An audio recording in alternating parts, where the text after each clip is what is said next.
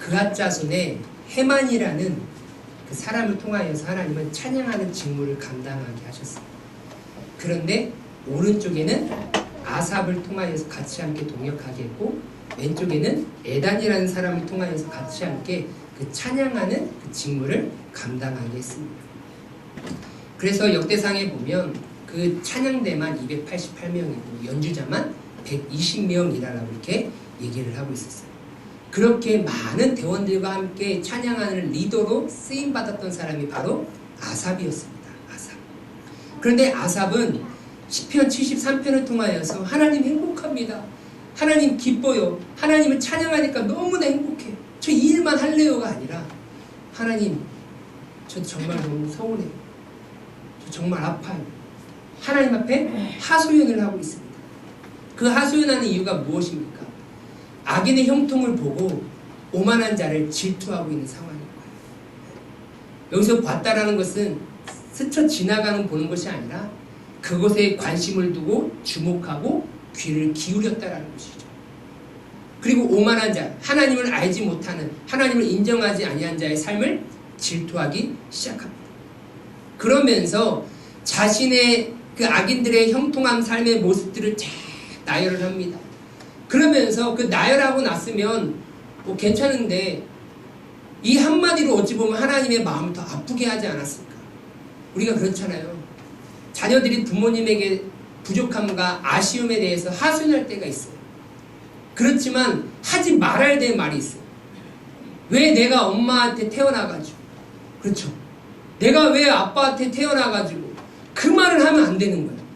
그렇죠? 다른 말은 다 할 수 있어요. 왜 엄마는 나는 좋은 핸드폰 안 사줘? 왜 나에게 좋은 옷 왜 나에게 맛있는 거 안 사줘? 그래, 할 수 있어. 못할 수 있는 그 못해주는 부모님의 마음, 안타까운 마음, 다 부모님 알아요. 그런데 대못을 박는 건 뭐냐? 내가 이 가정에 태어나는 게 아니었는데, 엄마 아빠가 내 부모가 되면 안 됐는데, 그 말은요 진짜 부모님의 마음에 대못을 박는. 이 아삽도 하소연할 수 있어요. 왜 하나님 악인들이 이렇게 형통합니까? 왜 그들은 죽어도 이렇게 편안하게 죽어요? 우리는 삶 자체가 고난입니다. 그러면서 13절에 이렇게 얘기하죠. 내가 내 마음을 깨끗하게 하며 내 손을 씻어 무죄하다 한 것이 이크리크합니다. 예? 뭐예요? 하나님의 자녀답게, 하나님의 백성답게 참 마음을 정결하게 하고 내 손을 정결하게 하고 신실하게 거룩하게 살아가는 것이 정말로 확실히 가치가 없습니다. 의미가 없습니다. 텅 빈 것 같습니다. 라고 고백합니다. 그런데 이렇게 고백했던 이 아합이 성소에 들어가고 나서 하나님께 깨달음을 얻게 됩니다. 여러분들, 하나님이 우리와 항상 함께 하실 때 우리가 미처 깨닫지 못하는 하나님의 은혜를 부어주실 줄 믿습니다. 예. 그래서 우리는 날마다 하나님과 동행하기를 사모하셔야 돼요. 성소에 들어갈 때 무엇을 깨달았느냐? 악인들의 종말을 깨달았습니다. 27절에 보니까 무릇 주를 멀리하는 자는 망하리니 음녀같이 주를 떠난 자는 주께서 다 멸하셨나이다. 예. 과거 완료형을 쓰면서 뭐라고요? 지금 이제 주를 떠난 인생, 악인의 형통함을 살아가는 그 인생들 하나님께서 심판하셨다라고 얘기하고 있어요. 그 악인들의 종말의 멸망을 보여주니까 그것을 깨닫고 나니까 이 아합이 이렇게 권면을 하죠. 뭐라고요? 우리 다 같이 한번 읽겠습니다. 시작! 하나님께 가까이함이 내게 복이라. 내가 주 여호와를 나의 피난처로 삼아 주의 모든 행적을 전파하리이다. 아멘. 이거 매일 하루에 5번씩 하가다 하고 계신가요? 선포하고 계세요? 예. 선포하시면 저절로 외워집니다. 믿으시길 바랍니다. 예. 아삽은 하나님께 가까이 하는 게 진짜 복이구나. 아, 하나님을 떠나서 세상의 쾌락을 따라 살아가는 그 악인들의 형통을 부러워할 것이 아니구나. 진짜 내 삶의 가장 기준은 복은 무엇이냐? 하나님께 가까이 하는 것이구나. 이 성경적 원리가 저와 이 자리에서 예배드리는 모든 성도님들의 심령에 새겨지시길 주님의 이름으로 소망합니다. 우리는 하나님께 가까이 하는 것이 진정한 복임을 믿고 확신해야 됩니다. 그러면 우리는 우리의 삶은 하나님께 날마다 가까이 가는 그 복된 삶이 되어야 하는데 내가 하나님께 가까이 가는 방법이 무엇일까? 그 방법을 우리 차근차근히 한번 살펴보려고 합니다. 인류학자 에드워드 홀 박사는요, 이렇게 사람의 그 거리에 따라 사람의 관계를 이렇게 얘기하기도 합니다. 네 가지 이게 개념이 있는데 4m 이상 떨어져 있어야 편안함을 느끼는 공적인 관계가 있대요. 그러니까 이런 사람들은 어찌 보면 그냥 지나가는 사람들, 나 정확히 모르지만 내 동네에 사는 사람들, 그런 사람들은 뭐예요? 약 4m 이상 떨어져야 내가 편안함을 느껴요. 여러분 그렇잖아요. 전혀 모르는 사람이 나에게 막 가까이 와요. 그러면 나를 좋아하나 봐, 내가 인기가 있나 하면서 좋아하실 분 계세요? 없습니다. 왜 나도 쫓아오지? 라고 생각하면서 나도 모르게 거리를 두기 시작합니다. 그리고 1.2m 이상이 떨어져 있어야 편안함을 느끼는 사회적 동료, 즉 말 그대로 직장인, 그러면서 같이 함께 일하는 사람들 1.2m 정도는 떨어져야 돼요. 그리고 45cm까지는 괜찮은 개인적인 관계, 즉 친구들, 가장 가까이 와도 별 부담 없이 편안하게 느껴지는 사람, 그리고 가장 가까울수록 좋은 친밀한 관계, 그것을 이렇게 얘기를 하고 있어요. 여러분들 가장 가까울수록 좋아야 되는 게 어떤 관계에 돼요? 부부관계죠. 그죠? 부부는 가장 가까워야 돼요. 네. 그런데 요즘 시대는 달라진 것 같아요. 부부는 4.2m 떨어져야 돼. 그렇죠? 지나갈 때. 부부는 4m 이상 떨어져야 되고 분류는 가까워져야 돼. 정말 이상한 시대가 되지 않았습니까? 가까워져야 될 사람은 멀어지고 멀어져야 될 사람은 가까워지는 말도 안 되는 시대를 살아가고 있습니다. 제가 어떤 분 오셔가지고 우리 카페를 갔는데 저기 델룰라라고 우리 카페 바다가 보이는 카페에 갔는데 우리가 그러면 안 되는데 한 50 중후반, 60 초중반 되신 분이 남자 여자분이 그 해안길 있잖아요.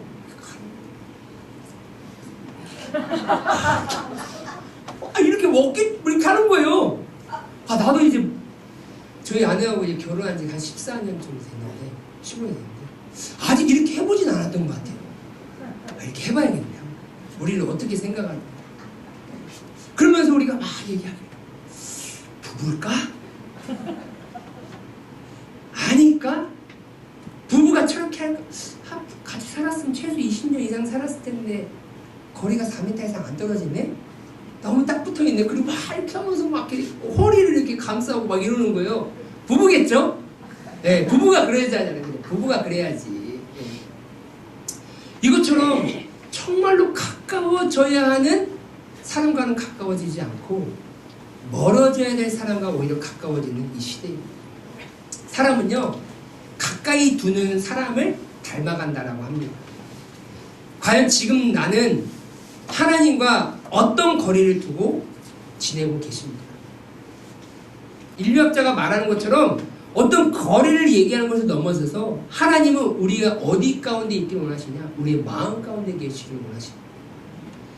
이 1cm 그 거리를 보는 것이 아니라 내 마음 속에 거하셔서 나는 너와 함께하고 싶다라고 우리에게 말씀하고 계십니다. 그래서 우리는 하나님을 내 마음속에 두며 하나님과 동행하는 삶을, 가까이 하는 삶을 살아가야 되는 줄 믿습니다. 하나님을 가까이 하는 방법이 무엇일까? 그 첫 번째는 무엇이냐? 바로 하나님을 두려워하라. 하나님을 두려워할 때 하나님을 더욱 가까이 하게 됨을 믿으시길 바랍니다. 하나님을 두려워하는 순간 하나님과 더 두려워하지 않으면 하나님과 더욱 멀어지게 되어 있습니다. 왜 그럴까요? 우리가 인간적으로 생각해 보면요, 대부분 두려운 사람과는 거리가 멀어지게 돼요. 그런데 어찌 하나님을 두려워하는데 반대로 하나님과 가까워지게 되냐는 거예요. 여러분 그렇잖아요. 저도 4명의 딸들에게 있어서 참 부드럽고 착한 아빠로 보여지고 싶어요. 그런 아빠가 되고 싶어요.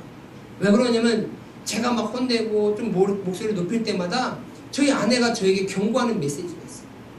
자기야 얘네들 크면 자기가 다 놔. 막 그러는 거예요. 그냥 잘하는 거예요. 나만큼 잘하는 아빠가 있을까? 많겠죠. 그런데 무엇이냐? 저도 따뜻하게 해주고 부드럽게 해주고 착하게 해주고. 왜요? 무섭게 하면 저한테 막 안 오려고 하더라고요. 그게 어찌 보면 인간적인 관계일 수도 있습니다. 그런데 어떻게 하나님을 두려워하는데 어떻게 하나님과 가까워질 수 있느냐? 그 해답을 우리는 본문에서 찾아볼 수가 있어요.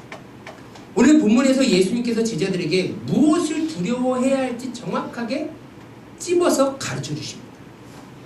이제 예수님께서 12제자를 택하여 부르십니다. 부르셔서 이제 너희들은 하나님 나라의 복음을 전하는 증인의 삶을 살아라라고 이제 막 보내세요. 그 보내시면서 뭐라고 선포하라고 얘기하냐면 천국이 가까이 왔다라고 그 복음을 선포하라라고 얘기해요. 그런데 예수님께서 제자들에게 야 너희들은 이제 세상에 나아가서 천국이 가까이 왔다라고 복음을 선포해야 되는데 너희들이 가는 그 상황이 어떤 상황인지 아느냐? 바로 양이 이리 가운데 들어가는 상황이야 라고 이렇게 얘기를 해요. 마태복음 10장 16절 말씀에 보면 보라 내가 너희를 보냄이 양을 이리 가운데로 보낸과 같도다. 그러므로 너희는 뱀같이 지혜롭고 비둘기같이 순결하라라고 얘기하고 있어요. 그러면 제자들은요 양이에요. 목자가 보내는 대로 목자가 시키는 대로 할 수밖에 없는 그 양입니다. 하지만 제자들이 복음을 외쳐야 하는 곳이 어디냐면 이리가 막 드글드글대는 그 가운데로 들어가서 복음을 전해야 돼요. 이게 이리가 막 드글대는 곳에 가서 복음을 전한다는 것이 이해가 되지 않죠. 제가 이해가 될 수 있도록 동영상 하나를 보여드리도록 하겠습니다. 자, 아프리카 들개가 어떠한 양의 종류의 워터벅을 잡는 거예요.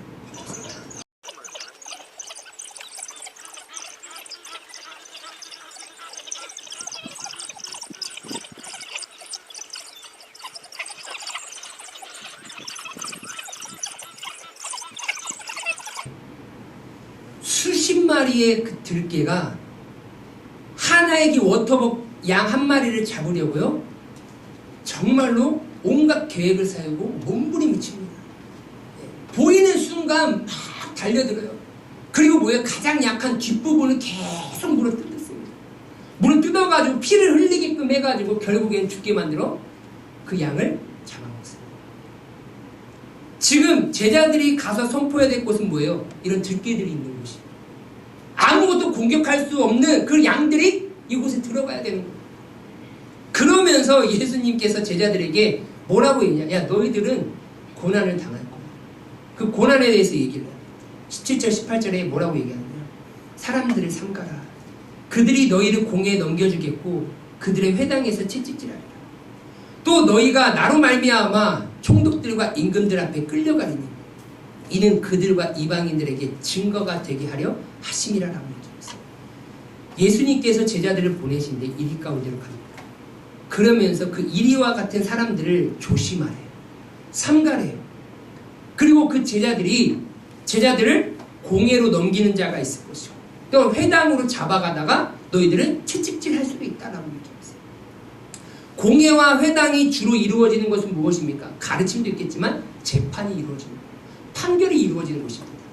또한 총독과 임금 앞에 끌려간다라는 거예요. 엄청난 권력 앞에 그 앞에 선다라는 것이죠. 무엇 때문에요? 그들이 잘못해서? 아니에요. 뭐라고 얘기하고 있습니까? 18절에 나로 말미암아. 예수님으로 말미암아 제자들이 당하는 고난이라는 거예요.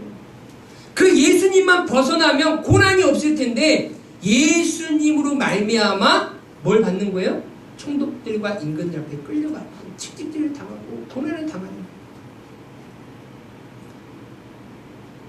그러면 또 예수님께서 말씀하십니다. 22절 23절에 또 너희가 내 이름으로 말미암아 모든 사람에게 미움을 받을 것이나 끝까지 견디는 자는 구원을 얻으리라. 이 동네에서 너희를 박해하거든 저 동네를 피하라. 내가 진실로 너희에게 이르노니 이스라엘의 모든 동네를 다 다니지 못하여서 인자가 오리라. 예수님께서 뭐라고 얘기해요? 내 이름으로 인하여서 모든 사람에게 뭘 받는다고요? 미움을 받는다. 이 동네에서 박해를 받아가지고 피해갔더니 거기서 좀 쉴만한 줄 알았더니 거기서도 뭘 받아요? 박해를 받아요. 돌아다니는 곳곳마다 박해를 받는데 인자가 온다라고 얘기하고 있어요. 결국 제자로 부르심을 받아서 그들이 하는 건 뭐예요? 회개하라. 천국이 가까이 왔느니라라고 예수님이 가르쳐 주신 그 복음을 선포하는데 다른 건 뭐예요? 재판받는 일이죠. 미움을 받는 일이죠. 고난을 당하는 일이죠. 채찍질 당하는 일이죠. 박해를 받는 일입니다. 그러면서 예수님께서 이 박해를 받으며 증인의 삶을 살아갈 제자들에게 하신 말씀이 무엇입니까? 그럼에도 불구하고 두려워하지 말아라. 두려워하지 말아라. 누구를 두려워하지 말라고 지금 예수님께서 권면하고 있습니까? 자신을 공회에 넘기는 자, 재판에 넘기는 자, 나를 미워하는 자들, 나를 핍박하는 자들, 나를 채찍질하는 자들, 나를 박해하는 자들. 그들 때문에 당하는 고통으로 인하여서 너희는 복음을 저버리지 말아라. 그 길을 떠나지 말아라. 끝까지 복음을 붙들고 예수님의 제자로 증인된 삶을 살아가라고 권면하고 있습니다. 왜요? 끝까지 견디는 자는 뭘 얻는다고요? 구원을 얻으리라. 할렐루야. 예. 끝까지 견디는 자만 구원을 얻어요. 그러면 끝까지 견디면서 주의 복음을 들고 증인된 삶을 살아가기 위해서 필요한 것이 무엇이냐? 두려움이 없는 담대함이 필요하다는 거예요. 담대함이 필요해요. 그럼 담대함이 어디서 나오냐? 지금 이 대상이 두려우면요, 어떻게 해요? 다가갈 수가 없어요. 그런데 이거보다 더 무서운 대상을 내가 경험하기 시작하면 이건 아무것도 아니에요. 여러분 그렇잖아요. 내가 정말로 엄청나게 큰 어려운 환난과 고난을 겪잖아요. 자그마한 것들은요, 고난도 아니에요. 어려움도 아니에요. 다른 사람들은 벌벌벌벌 거릴 거를 어떻게 해요? 식은 죽 먹기로 그런 것들 다 쉽게 이겨냅니다. 왜요? 그거보다 더 큰 고난을 내가 경험하고 이겨냈기 때문이라는 거예요. 그러면 지금 이리와 같은 그런 상황 가운데 내가 들어가야 되는데 그들을 두려워하지 말래요. 그럼 너희들이 그거 말고 두려워할 것이 있대요. 그 존재보다 너희가 더 무서운 존재가 있대요. 더 두려워해야 될 존재가 있대요. 그게 뭐예요? 28절입니다. 우리 다시 한번 다 같이 한번 읽겠습니다. 시작! 몸은 죽여도 영혼은 능히 죽이지 못하는 자들을 두려워하지 말고 오직 몸과 영혼을 능히 지옥에 멸하실 수 있는 이를 두려워하라. 아멘. 예수님께서는 지금 제자들의 삶은 고난과 핍박과 환난입니다. 그렇지만 그들에게 너희들에게 고난을 주고 아픔을 주는 그 이리와 같은 이들을 두려워하지 말아라. 담대하라. 그러면서 정확하게 두려워할 대상을 가르쳐줘요. 뭐야? 몸과 영혼까지 지옥에 멸할 수 있는 존재를 두려워하래. 여러분들 우리가 두려워해야 될 존재는 이 세상의 것이 아닙니다. 할렐루야. 우리가 두려워해야 될 존재는 나의 육체와 영혼을 어디에 멸하시는 분? 지옥에 멸하실 수 있는 존재를 여러분들 두려워하셔야 돼요. 그분이 누구입니까? 바로 하나님이십니다. 우리가 믿는 하나님은요, 우리의 영혼과 몸을 지옥에 멸하실 수 있는 분이십니다. 모든 사람이 지옥에 멸망받은 존재가 되느냐의 모든 결정은 누구에게 있느냐? 하나님께 있습니다. 하나님이 결정하시면 우리는 지옥에 갈 수밖에 없어요. 하나님이 결정하시면 우리는 천국에 갑니다. 모든 주권과 모든 결정은 누구에게 있습니까? 하나님께 있습니다. 그렇다면 왜 하나님을 두려워할 때 우리가 하나님께 가까워지게 되느냐? 예수님께서 우리가 지금 어디로 멸망하지 아니하도록 하나님을 두려워하라고 하나요? 어디요? 지옥이요, 지옥. 여러분들 성경은요, 정확하게 천국과 지옥이 있음을 우리에게 말하고 있어요. 뭐가 있다고요? 천국과 지옥이 있다고 성경은 정확하게 얘기해요. 그래서 예수님은 제자들에게 가서 뭐라고 예치라고요? 회개하라? 천국이 가까이 왔느니라. 회개하고 예수님을 나의 주님으로 믿는 자의 삶은 무엇이 가까이 오고 있어요? 천국이 가까이 오고 있고, 그렇지 않는 자에게는 뭐가 가까이 오고 있어요? 지옥이 가까이 오고 있는 거예요. 그렇다면 지금 내 삶의 발걸음이 무엇을 가까이 오게 하며 살아가고 있느냐가 중요한 거 아니겠습니까? 내가 한 걸음 한 걸음 내 삶을 살아가고 있는데 우리는 지금 무엇을 향해 달려가고 있습니까? 죽음을 향해 달려가고 있죠. 우리는 무엇인가 비전을 꿈꾸고 무엇인가 열망하고 있지만 모든 사람의 끝은 다 죽음입니다. 그러면 뭐예요? 나는 지금 죽음을 통하여서 지옥이 점점 가까워지는 삶을 살아가고 있습니까? 아니면 천국이 가까워지는 삶을 살아가고 있습니까? 우리는 천국과 지옥이 있음이 믿어져야 합니다. 할렐루야? 믿어지셔야 돼요. 나는 과연 천국과 지옥이 실제로 존재하고 있다는 것을 스스로 믿고 있는지 내 자신을 한번 되돌아보시기 바랍니다. 여러분, 복음은요, 세상에서도 선포되어져야 되지만 매일같이 선포되어져야 될 것이 어디냐? 교회예요. 왜 그런지 아십니까? 교회에 와도요, 복음을 믿지 않는 분들도 계실 뿐더러 천국과 지옥을 믿지 않는 분들이 많기 때문에, 회개하라 천국이 가까이 왔느니라 가장 먼저 선포되어야 될 곳이 어디냐? 이 강단이에요. 여러분들, 우리는 회개해야 될 줄 믿습니다. 천국이 가까이 왔어요. 회개하는 자에게만 천국이 다가옵니다. 데이비드 윌커슨 목사님이 이런 말씀하십니다. 잠시 동영상 보도록 하겠습니다. You see, if you have no fear of God, you have to invent a gospel of convenience. And this is what's happened in America and around the world. You see, man can't get away from that nagging sense. And that's the Holy Spirit who says there's death and then there's judgment. There's a day of standing before God to give an account. And the Bible makes it very, very clear. There's a heaven and there's a hell. And there's a day we're going to have to give an account. And there's a hell. And Jesus said there's a hell of fire. And weeping and wailing and gnashing of teeth, a darkness that can be felt. And there's a hell. But you see, man has to invent a gospel where there's no God. And that's where we are in the United States and around the world right now. No hell, no heaven. This is it.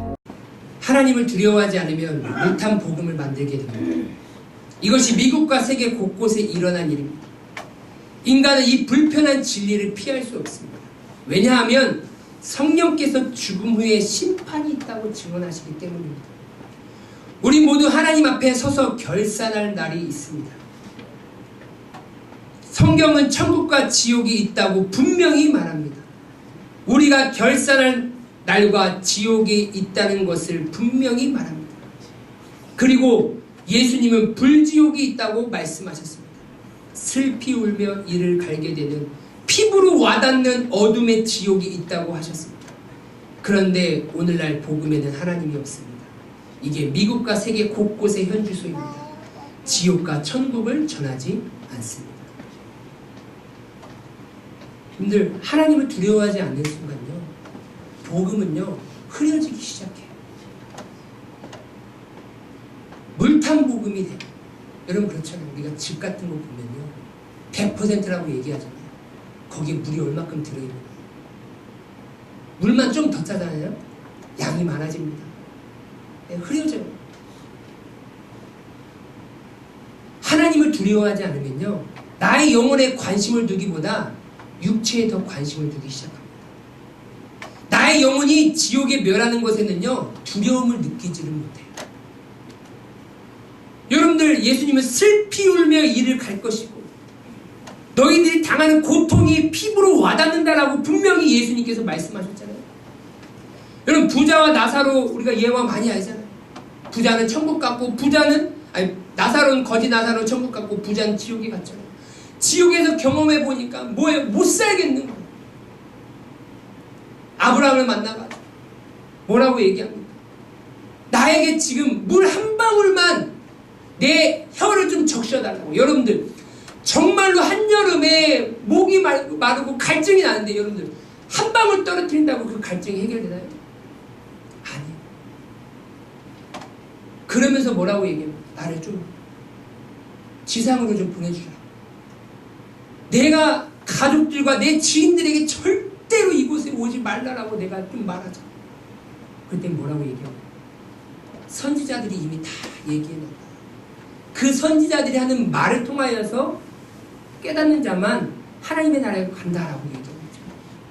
여러분들 성경은요, 지옥이 얼마나 고통스러운 곳인지를 증명하고 있습니다. 내세가 믿어지지 않으면요, 오로지 우리의 마음의 생각은 무엇입니까? 무엇을 먹을까, 무엇을 마실까, 무엇을 입을까에 관심을 두고 이방인들처럼 육체에 관심만 두게 됩니다. 하지만 하나님을 두려워할 때 어디에 관심을 두게 되냐? 나의 영혼에 관심을 두게 시작합니다. 예수님께서 제자들에게 이 말씀을 하신 이유는 무엇이냐? 단순히 인간적인 감정에서 하나님을 막 무서워 떨라는 얘기가 아니에요. 두려워라는 얘기가 아닙니다. 무엇입니까? 정말로 그 누구도 막을 수 없는 가장 무서운 하나님의 진노의 심판이 있다는 것을 깨달으라는 얘기예요. 왜요? 성경이 이렇게 얘기하잖아요. 히브리서 9장 27절에요.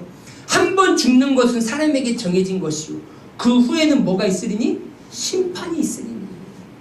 진리를 믿지 않고 불의를 좋아하는 모든 자는 자로 심판을 받게 하려 하심이니라.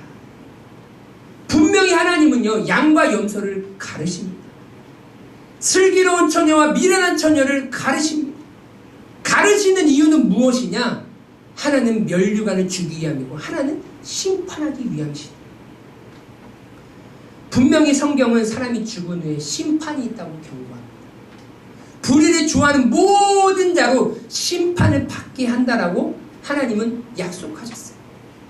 그런데 이러한 경고가 끊임없이 성경 속에 있음에도 불구하고 왜 사람들은 하나님을 두려워하지 않을까요? 왜 무서워하지 않을까요? 내가 무서워하고 두려워 떠는 건 뭐예요? 나를 핍박하고, 나를 힘들게 하고, 나를 어렵게 하는 일이들인 거예요. 내 육체를 좀 힘들게 하고 가난하게 만들고 어렵게 만드는 건 정말 무서워합니다. 그런데 하나님을 무서워하지 않아요. 왜요? 성경이 말하는 이 하나님의 심판이 믿어지지 않기 때문이에요. 믿어지지 않아요. 더군다나 천국과 지옥도 믿어지지 않아요. 이 신앙이 없는 거죠. 확실한 믿음이 없는 거죠. 교회 나오는 것은 뭐예요? 그냥 하나의 종교 생활일 뿐이지 내 신앙을 가지고 하나님의 나라를 소망하며 하나님의 영광을 꿈꾸며 살아가는 것이 아니에요. 그러니까 세상에 나가면 영적인 사람으로 살아가는 것이 아니라 육의 사람으로 바뀌어 무엇을 먹을까, 마실까, 입을까만 염려하고 걱정하며 그것이 떨어지면 두렵고 떨리고 무섭고, 하나님의 심판이 믿어지는 자는 하나님을 두려워하게 되는 줄 믿습니다. 즉 두려워한다라는 것은 성경의 다른 표현으로 뭐라고 표현하느냐? 하나님을 경외한다라고 표현합니다. 두려움이라는 것은 단순히 무서운 감정을 말하는 것이 아니라 내 모든 인생의 주권은 하나님께 있음을 인정하는 것과 같습니다. 그래서 내 영혼을 지옥에 멸하실 수 있는 분도 하나님, 내 영혼을 천국으로 구원하실 분도 하나님. 그 모든 주권의 결정은 누가? 하나님이 하십니다라고 고백하는 게 바로 하나님을 경외하는 거예요. 그렇게 되면 하나님을 두려워할 때 어떤 변화가 일어나게 될까요? 하나님을 두려워하는 자는요, 하나님을 경외하는 자는 죄를 멀리하기 시작합니다. 죄는요, 하나님의 영광을 가로채고 우리에게 주신 하나님의 그 기쁨과 평안을 빼앗아가는 게 죄예요. 그런데 하나님을 두려워하는 자는 죄악된 일이라 생각되는 것을 무엇이든지 막 경계하기 시작합니다.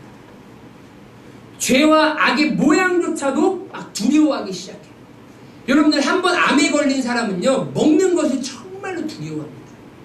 아무거나 먹질 않아요. 뭐예요? 이걸로 통하여서 다시금 내가 또 다른 암이 생길까? 내가 전이가 될까? 두려운 거예요. 무서운 거예요. 그러니까 뭐예요? 몸에 좋지 않다라는 것들은 철저하게 뭐 하는 거예요? 경계하기 시작합니다. 이탈리아 성인 신학자인 베르나르도는 이렇게 얘기합니다. 우리는 죄를 짓는 행위를 피하는 것으로 평안을 유지하며 죄의 모양을 피하는 것으로 명예를 유지한다. 할렐루야. 죄를 짓는 행위를 피하는 것으로 뭘 얻는다고요? 평안을 유지합니다. 죄의 모양을 피하는 것으로 하나님 나라의 명예를 유지하게 된다. 또한 하나님을 두려워하는 자는 은밀한 죄를 짓지 않아요. 대부분의 많은 사람들은요, 드러나는 죄들은 대부분 짓지 않습니다. 그런데 은밀한 죄는요, 주저하지 않고 죄를 지어요. 주변에 사람이 없다? 네? 그 순간 뭐예요? 죄를 짓는 거는요, 일도 아니에요. 하지만 요즘은요, 대놓고 죄를 짓는 분들도 너무나 많아요. 왜 주저하지 않습니까? 보는 눈이 없다고 믿기 때문에. 하지만 하나님을 두려워하는 자는요, 보는 눈이 없어도 죄를 범하지 않습니다. 죄에 민감해요. 죄를 범하지 않으려고 몸부림을 칩니다. 레위기 19장 4절 말씀. 그럼 다 같이 한번 읽도록 하겠습니다. 시작. 너는 귀먹은 자를 저주하지 말며 맹인 앞에 장애물을 놓지 말고 내 하나님을 경외하라. 나는 여호와이니라. 아멘. 지금 뭐라고 얘기하고 있어요? 여러분들, 귀먹은 자는요, 소리를 듣지 못합니다. 그렇죠? 그러니까 듣지 못하니까 거기서 무슨 말을 하는지 몰라요. 내가 그 사람을 저주하는지 축복하는지 모릅니다. 그러니까 뭐예요? 그 사람이 모른다 할지라도 하나님을 경외하는 자, 하나님을 두려워하는 자는 뭐 하는 거예요? 저주하지 않아요. 맹인은요, 내 앞에 뭐가 있는지를 몰라요. 누가 누웠는지도 모릅니다. 하지만 그가 모른다 할지라도 그 맹인 앞에 하나님을 경외하는 자, 하나님을 두려워하는 자는 뭘 놓지 않는다고요? 장애물을 놓는 죄를 범하지 않는다. 왜요? 다른 사람은 보지 않는다 할지라도 살아계시고 내 인생을 계수하시고 내 인생을 심판하실 그 하나님이 두 눈 뜨고 내 인생을 지켜보고 계시기에 맹인과 귀먹은 자를 속여서 빼앗을 수 있고 그들에게 아픔을 줄 수 있고 그들에게 죄를 지을 수 있겠지만 보는 눈이 누구예요? 나의 영혼까지도 지옥에 멸하실 수 있는 그 하나님이 내 인생을 보고 계신다. 그 하나만으로도 죄를 짓지 않을 이유가 충분하기 때문에 정말로 이 자리에서 예배드린 모든 성도 죄를 경계하시길 주님의 이름으로 소망합니다. 은밀한 죄를 멀리 하시길 바랍니다. 하나님께서 우리의 인생을 지켜보고 계십니다. 더 나아가 하나님을 두려워하는 자는요, 하나님께 기쁨을 드리게 돼요. 하나님께 뭘 드리게 된다고요? 기쁨을 드려요. 그러니까 우리가 하나님을 두려워하면 죄를 멀리하니까 거룩하신 하나님과 가까워질 수 있게 되는 것이고, 내가 하나님을 두려워하면 두려워할수록 하나님께 기쁨을 올려드릴 수 있도록 하나님과 가까워질 수가 있다는 거예요. 왜요? 출애굽기 1장에 보면요, 이 요셉을 알지 못하는 애굽 왕이 일어서자 이제 이스라엘 백성들이 막 왕성해지는 거예요. 그래서 태어난 남자들은 죽이고 여자아이들은 살려두라는 왕의 명령이 떨어집니다. 산파들에게 이렇게 명령을 내려요. 그런데 그 산파들이 이렇게 얘기합니다. 그러나 산파들이 하나님을 두려워하여 애굽 왕의 명령을 어기고 남자 아기들을 살린지라. 아멘. 누구를 두려워합니까? 하나님을 두려워합니다. 지금 내가 이것을 어김으로 인하여서, 왕의 명령을 어김으로 인하여서 내 인생이 사느냐 죽느냐가 중요한 게 아니라 이 애굽 왕보다 누구를 더 두려워하니까? 하나님을 두려워합니다. 하나님을 두려워하니까 뭐예요? 이 애굽 왕의 명령이 두렵지 않아요. 하나님의 선하신 계획을 이루시기 위하여서. 왜? 모세가 태어나야 되니까. 하나님의 구원 계획을 선하게 이루시기 위하여서 하나님의 뜻대로 뭐 하는입니까? 이 산파들이 순종하는 거예요. 그러니까 이 정말로 연약하고 부족한 산파의 삶이지만 하나님은 이 산파의 결단을 통하여서 하늘에서 기뻐하신 줄 믿습니다. 우리의 삶도 많이 연약하고 부족합니다. 하지만 내가 세상에서 하나님의 자녀답게 살아갈 수 있는 힘은 무엇이냐? 하나님을 두려워할 때 나오는 게 있습니다. 하나님을 두려워하시고. 또한 다니엘 세 친구를 보면 무엇입니까? 느부갓네살 왕이 뭐라고 얘기해요? 금신상을 만들어 놓고 금신상에게 절해라. 절하지 않는 자는 다 풀무불에 던지겠다 라고 얘기해요. 이 다니엘 세 친구가 뭐라고 얘기합니까? 내가 믿는 하나님이 이 풀무불에서 건져주실 것입니다 라고 고백을 해요. 그러면서 18절 이렇게 얘기하죠. 나를 건져주시지 아니하실지라도 왕이여, 우리가 왕의 신들을 섬기지 아니하고 왕이 세운 금신상에게 절하지도 아니할 줄을 왕이여 똑똑히 하십시오. 누구를 두려워하고 있어요? 하나님을 두려워하고 있습니까? 느부갓네살 왕을 두려워하고 있습니다. 여러분들, 죄인들이요, 감옥에 들어가기 전까지는요 얼마나 떵떵거리는지 모른답니다. 그런데요, 감옥에 들어가는 순간 빈대, 전부 됐다고 빈대. 그 감옥의 삶의 인생이 얼마나 비참한지 우리 정치인들도 그러잖아요. 정치인들도 막 보면 얼마나 난 묵비권을 행사하겠습니다, 아유 막 조사하세요라고 막 얘기해요.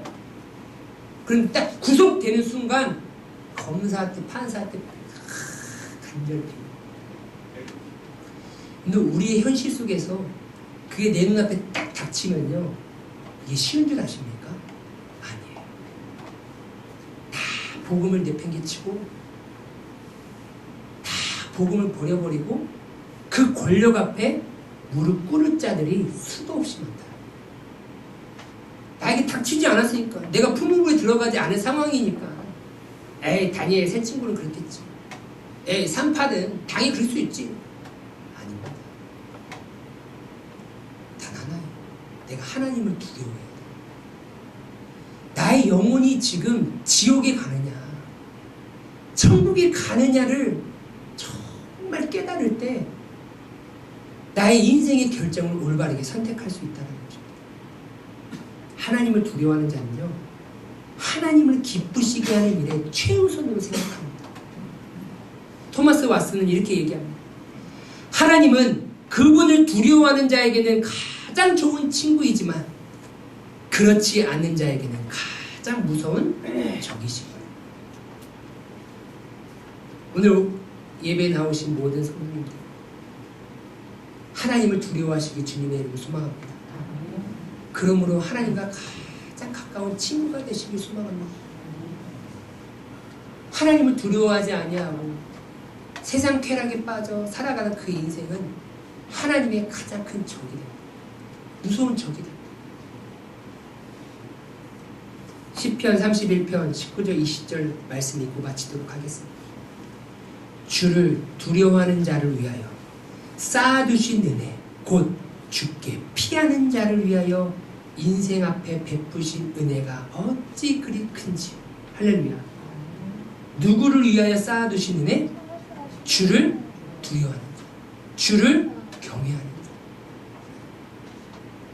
주께 피하는 자를 위하여 인생 앞에 베푸신 은혜가 어찌 그리 큰지.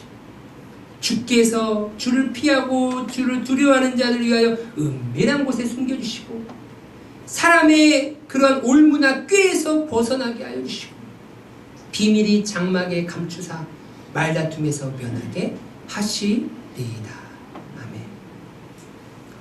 하나님을 두려워하고 하나님께 피하는 인생을 위해 쌓아두신 그 은혜를 누리시면서 하나님을 두려워하며 날마다 천국이 가까워지는 인생을 살아가시기 주님의 이름으로 축원합니다.